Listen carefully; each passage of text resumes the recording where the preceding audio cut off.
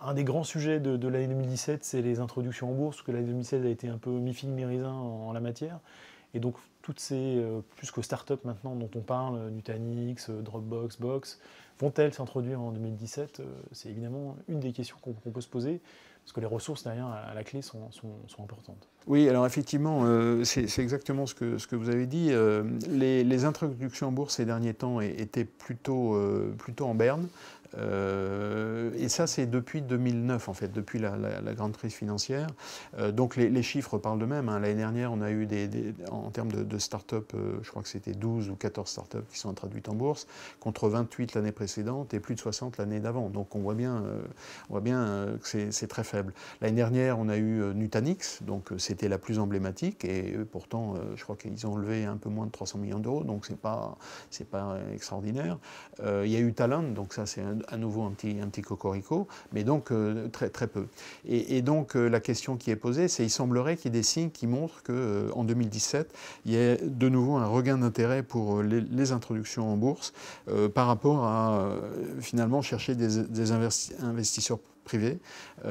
Bon, on peut d'ailleurs s'étonner un petit peu parce que quand on regarde les résultats de la bourse depuis quelques années, on est quand même dans une évolution de croissance assez remarquable. Mais enfin, bon là, on parle de start-up.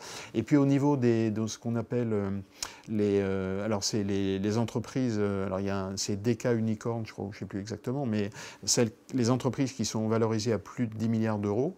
De dollars. Donc il y a Uber qui en fait partie. Il y a eu l'année dernière, il n'y a rien eu du tout. Donc 2017 sera sans doute marquera un renouveau.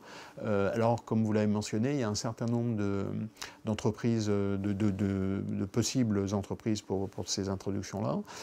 Donc il y a Anaplan, hein, c'en est une. Il y a Palantir. Il y a également Dropbox. Box était introduit en 2015. Dropbox, qui est un peu l'équivalent, va s'introduire en 2017. Il y a une autre entreprise dont on parle qui est Mulsoft, donc c'est dans la gestion des API. Donc quelques clients sérieux. Et puis évidemment, on parle de Uber, par exemple, qui est toujours une entreprise privée.